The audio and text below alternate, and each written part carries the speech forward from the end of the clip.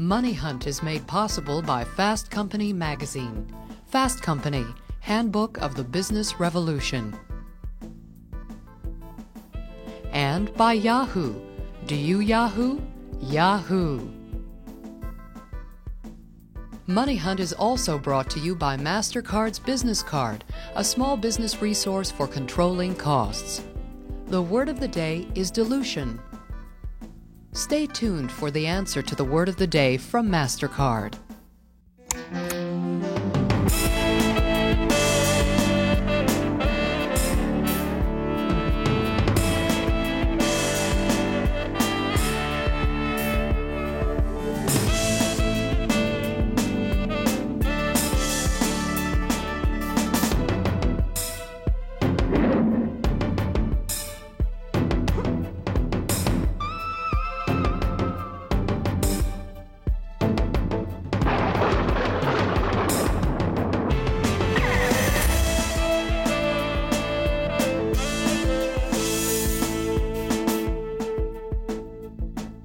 Welcome to Money Hunt. I'm Miles Spencer. Who hasn't dreamed of growing their own business? Everyone on the planet is either doing it or thinking about it. But they need capital to grow or even get off the ground. If you're an entrepreneur, you'll learn how difficult it is to raise money, especially from professional investors. But what if you had the opportunity to hear the tough questions in advance? To watch other entrepreneurs sweat? What if you could learn from their mistakes? You'd master the game in no time. Cliff Fenico and I have been working hand in hand with America's up-and-coming companies for 10 years, which means you won't be seeing stories about old companies everyone knows about. This is about America's best new entrepreneurs with exciting businesses looking for money to grow. We call it Money Hunt. What you're about to see is pretty close to what happens when an entrepreneur goes out looking for money. We've read each business plan in advance. Now, each of our entrepreneurial guests has only a precious few minutes to describe the plan in his or her words, while the Money Hunt panel interrupts, pokes holes in the plan, zooms in on problems, and otherwise challenges the entrepreneur's presentation. At the end of the show, we will give our brutally honest evaluation of each entrepreneur's pitch, and we'll try to decide if these folks are ready to go out and raise money in the real world. Which brings up a very important point. This is TV land. No money is actually being raised on this program, and nobody's offering company securities on the air. That can only be done with a legal prospectus registered with the SEC and other government agencies.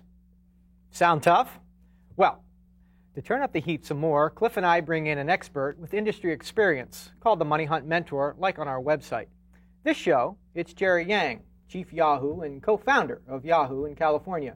Yahoo is the premier navigational service for the Internet. Welcome to Money Hunt, Jerry. Okay, let's meet our first money hunter. His name is Seth Goldstein, President and CEO of Site Specific, Inc. Welcome to Money Hunt. Seth, come on in. Thanks. Site Specific of New York, New York, creates and distributes interactive programming to the targeted Internet audiences of its clients. Seth, welcome to the Money Hunt. Thank you. Hey, your company has a terrific story. Tell us a little bit, first of all, about how you guys got started. Well, we started probably the summer of '95, around July or August. I was a producer at Condé Nast. They started a new online division called Condé Net, where they were building sites like Epicurious and Condé Nast Traveler online. And a group of us, and this was sort of before the web really exploded as a commercial medium, we're friends in the industry, we're freelancers. I was on a long-term freelance contract at Condé Nast. And around that time, there were all sorts of opportunities to pitch very large companies to build their websites. And every single company in America was looking to kind of hang their shingle on the web. And we got together with a group of friends and colleagues in the industry, some of whom were at technology companies, publishers, et cetera. And over the course of a week, we put together a pitch for Duracell. And Duracell was traditionally working with Ogilvy & Mather, their advertising agency. And they were open for review. They were looking for some interactive talent. So I cobbled together a bunch of freelancers, put together a name, Site Specific. It wasn't incorporated at the time. And over the course of the week, worked actually at the Condé Nast offices on the pitch in the evening. I got fired from Condé Nast because they found out about that. So I was unemployed for a couple of days, but then Duracell called and we got the job. Oh, so you lost the job, but you got the contract. Exactly. It was sort of a trapeze. I jumped and made it. So basically you started up an ad agency out of your loft. Out of my loft, out of my apartment on 31st Street in Broadway in Manhattan. We called it Soma, which is south of Macy's.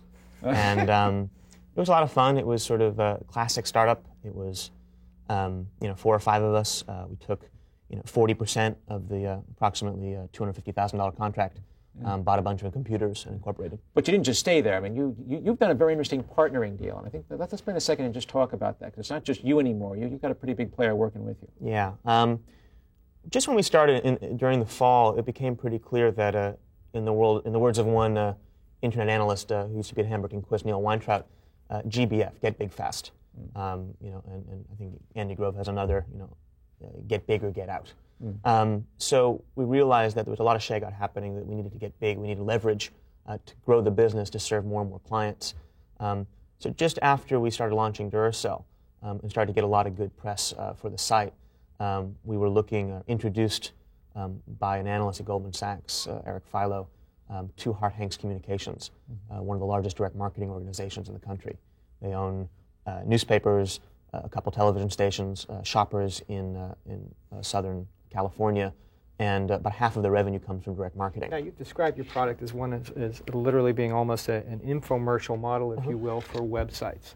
Can you tell us a little bit about that? Yeah. Our vision overall is to really help companies build their businesses online.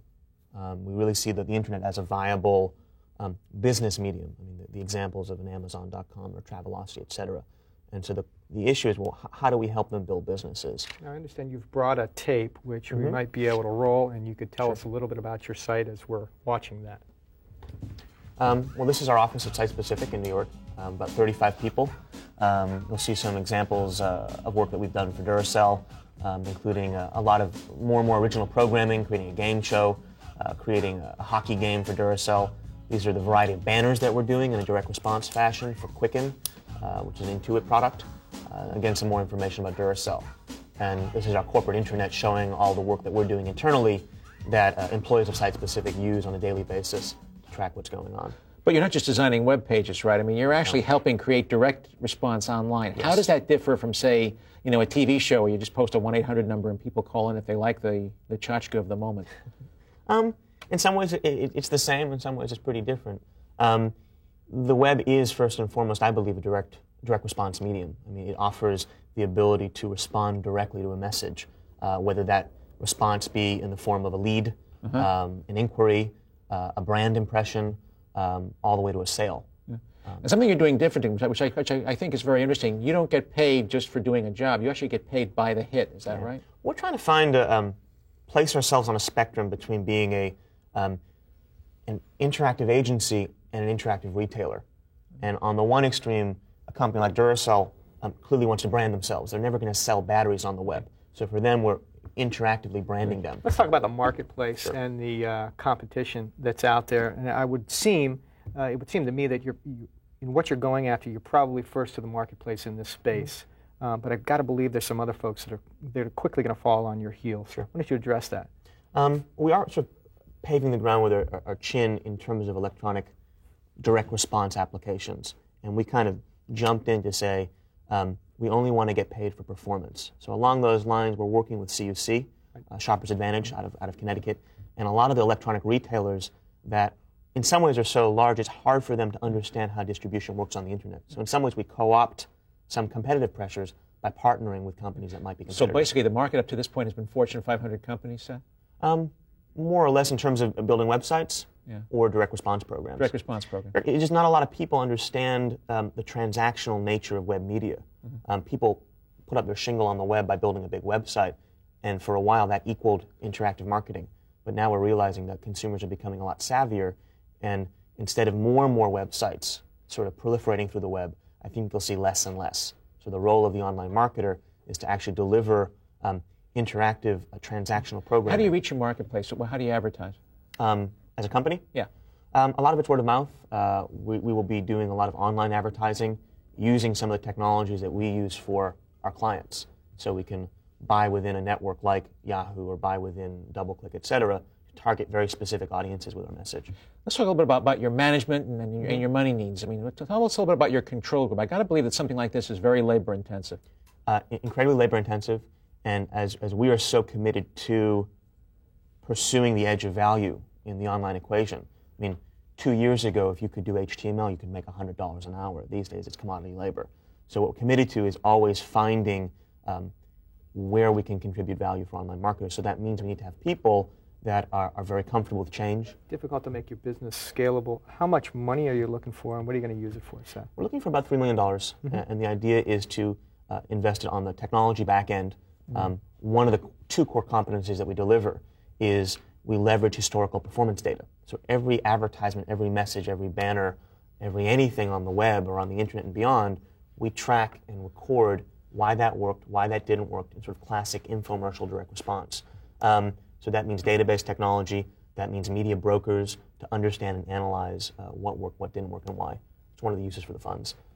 Also, over time, senior management to kind of round out the top ranks. Great, good presentation. Next, a company to help you find out what's worth watching on TV by going online. Looking for a template to write a really good business plan? Only Money Hunter is proven to raise millions for entrepreneurs when they need it most.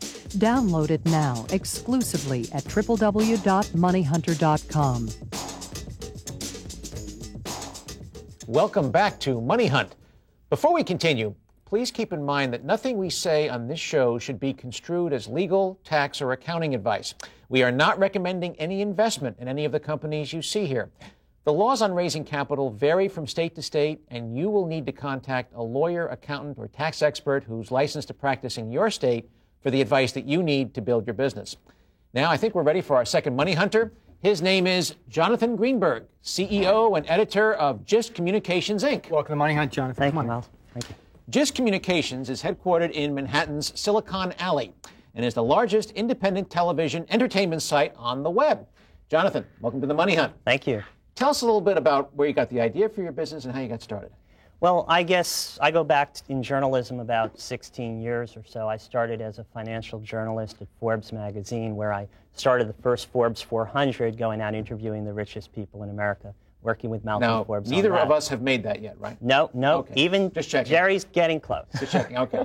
And basically, I learned a lot about journalism and learned a lot about business there. And then I went off to write books, and I got a law degree, a master's degree at Yale Law School as a journalist. And I helped start up a number of magazines and moved into editorial. About 2.5 years ago, I began to realize that this is the opportunity of a lifetime from an editorial content point of view, that an entirely new media is being formed, and that new content, there's actually an opportunity for new content to be developed for this new medium. And I started with the concept of GIST, which is a personalizable guide to the entertainment, sort of a personalized TV guide for the 21st century. Tell us about this, because TV Guide tried this on the web. They had a lot of problems with it. You know, what makes you different? Well, basically, we think that there's going to be a place for distinctive content and a new, instead of packaging sort of an old product in a new bottle and calling it new media, that there's a place for a new type of editorial vehicle that allows you to personalize and customize so you just get the listings you want, just get the home entertainment information you want. Question from the website from Eric Davis. He says, I just don't get it. I'm watching TV. I know what's coming up from the little cable channel that scrolls down. GIST wants me to go to my PC, look up what I should be watching, and then return to the TV to watch it. Doesn't work here. What am I missing? Well, if basically you're able to customize just the stations, just the categories you want for the times that you're interested in watching TV, when you have hundreds of options, literally, when it becomes an internet television and you're able to choose from literally thousands of choices in the future, what we're talking about is going to become more of an interesting novelty and a nice way for planning your TV and getting good, insightful editorial information to becoming an indispensable part of your home entertainment. So you're talking about a very disciplined television watcher who only watches what's been pre-selected rather than, oh, what the heck, it's coming on next, I'll watch it anyways. There are people on the web, a lot of people come to GIST. I mean, we have over 250,000 people a month come onto the GIST site. And what they do is before they go home, they want to see what's on in the areas, and it's personalized. They don't have to look through like 500 to 2,000 choices for the evening. If they have cable TV. They get just the choices they're interested in. And they also get the advantage of our GIST picks. They get an expose beat in which we have we've spent a lot of money and a lot of effort for distinctive editorial product. We have an area called Expose Beat, which looks at all the exposés that are on the TV news magazines and documentaries. You brought some tape along, I understand, and maybe Sure. we could watch that and you could talk about some elements of your site. Okay. You know, aside from customized listings, as I was saying, we have, you know, a distinctive editorial identity. These are the customized listings. You make them just for, you log on and you make them just give you the movies or just give you the comedy. This is our editorial. We have sound bites. We have gossip and gab. Sure. One of the things that you've done, you're a very young company. Sure. And you've actually acquired another young company. Yes. Can you talk about that process? Yeah, that was really helpful for us. We bought, when we started last May, we acquired a company, TV One, and brought in the programmers who had created what at that point was the best personalizable TV listings technology on the web. We've continued to enhance it, we've added to the staff, and we still have the best personalizable technology for TV listings, which we're going to eventually move into online listings and, you know, compete with these guys in the future as well. Let's talk about. Sorry. No, how go do ahead. you actually? I mean, you know, the TV guide business is an interesting business because the listings are available everywhere in Sure. my supermarket, my Sunday newspapers. So there are a lot of people who can get the kind of information that you have your hands on.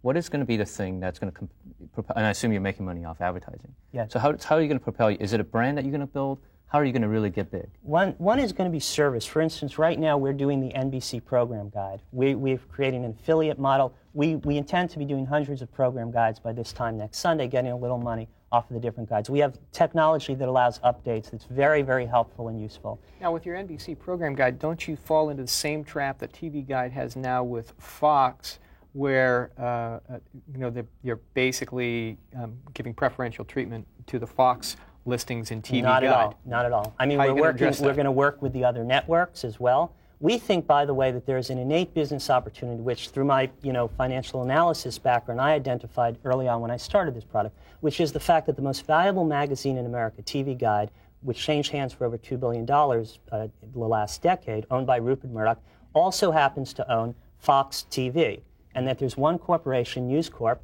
and they own both companies, and it makes its money through what's called TV tune-in advertising, which is other TV networks spending money so that Fox could make money and then go out and cut their throats. Let's talk on the about market. the market and competition section right now. Obviously, a lot of existing competition, a lot of print media people that are going to be trying to get into this line. What's your competitive advantage right now? Let's talk a little bit about that. We have a distinctive customization technology that specializes on the internet, that allows you to interact, personalize, update things, comment, come in and see editorial, really create a community among the largest interest group in the world, which is TV viewers.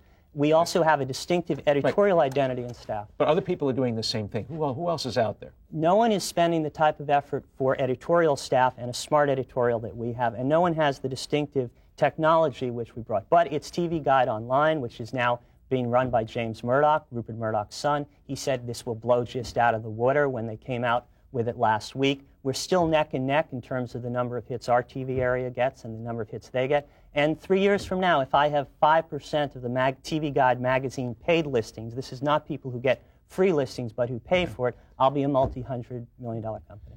How do you get paid? Who pays for this service? We get advertising, and we do get so quite a large volume even now. Over 135,000 people have registered for our personalization. We get money from licensing our technology to groups like NBC and other networks that want to create their own listings.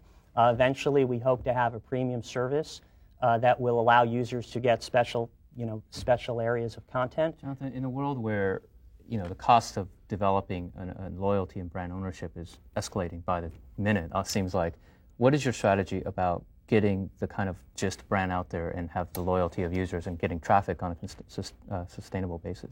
That's interactive. We're really trying, like for instance, we have something called Topping the Top 10. Every week we have scores of people who write into one of the favorite top 10 questions, and tell you the truth, they come out with something funnier. Our top 10 list is funnier than Letterman comes up with. What I like to So call that's a way to draw people in who come every week. Self-propagating content, if you will, where you're just editing, you're not actually creating it, and that saves an awful lot of production costs. Let's talk about the management and the money section. Who else is on your team, and what disciplines do you have covered? Well, we have a wonderful financial partner. It's the Sal Oppenheim Bank of Germany. They're the largest and oldest private bank in Germany. And they put up several $1 million when we started, soon after starting. I sort of got the seed capital and brought it to a point, then they came in.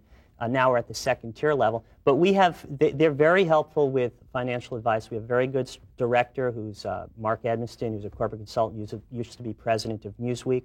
And we have the vice presidents of technology, or the fellows who started TV One and have a great deal, the father-son team. The father's done about 6 software companies startup before. How much money are you looking for in this round, and what are you going to use it for? It's several $million. It's less than $5 million.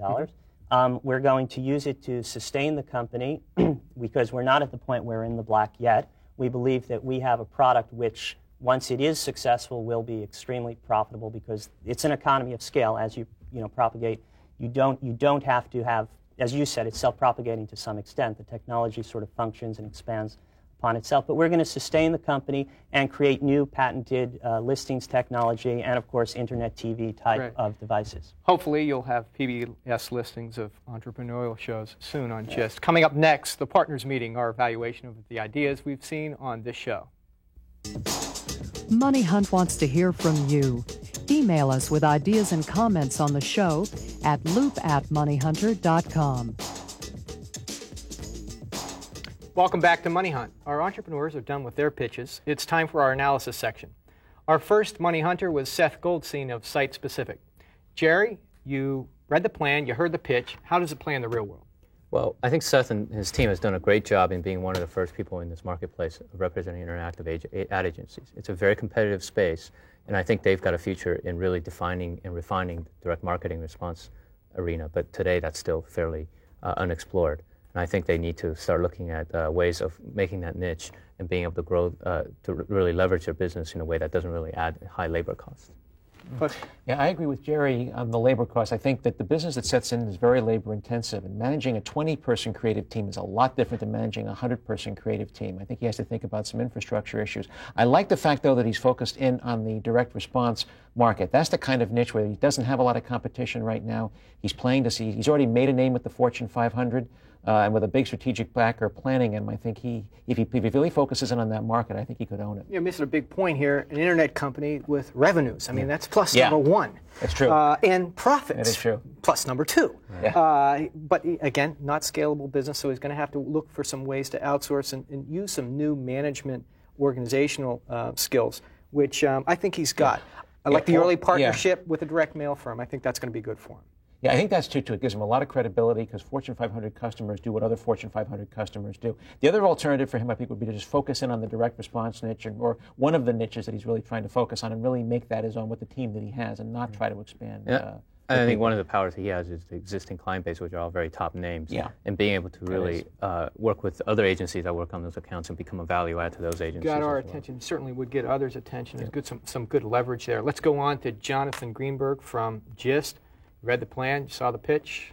How's it play in the real world? I think it's a very interesting product that has got some print competitors, obviously. The big question mark in my mind is whether personalized TV guides will help, will be one of those things that people must have. It's probably a nice to have at this point, and the difference between nice to have and the must have is huge in terms of market potential. I think they need a distribution partner, whether it's one of the ones he talked about or something that is going to be able to propel him to the next level to compete with the guys that are already doing it. Cliff, your thoughts? I agree. Jonathan has 2 or 3 very, very good ideas. He's got the online zine for TV. He's got the online direct TV guide. He's also got cool websites of the month, who's doing what. Any one of these could be a very viable business. I think he's going to have to focus in just a little bit on marketplace. I like 25 million people pay for their TV listings today. Another 75 million get them free. He is first in there, but building the brand and sustaining that brand is going to be difficult. I share your question, by the way. Do you think the TV users, being couch potatoes that they are really going to spend time on that? No, I don't. But I think he's ideally positioned for the time in which the PC and the television merge. Then all of a sudden, his company is bang, either an acquisition to be made or a must-have or an automatic. Yeah. And I think that makes a big difference. And I think he's going to be successful in the future if the dynamics of the marketplace can catch up with him in time. And I think with the personalization twist, he's got a lot of potential of really attracting some top-name advertisers. Let's see what our entrepreneur's reaction is. Seth, what is your reaction to the partners meeting? I think they bring up 2 important issues for us to address. One is really trying to own the direct response niche on the internet, and 2 is using some new management techniques to help scale the organization. And Jonathan, what's your reaction? I agree with Jerry that we need greater distribution than our website. We'll be announcing a number of co-branding deals in the near future. Also, I agree with what Miles' point was, that we hope to give you the gist of the convergence of the TV and internet medium. And as they converge onto one device, we'd like to be the home entertainment guide for that device. So you think this is easy, getting in front of investor types and talking about your business before a national TV audience? It's not. And growing a business has never been easy, but the potential payoff can make it well worth your while. If you've got a good idea, learn the secrets, and have a fire in the belly, you've got what it takes to make it on Money Hunt. Learn how to succeed at Money Hunt. For a transcript or video cassette of this Money Hunt show, call 1-800-925-0745.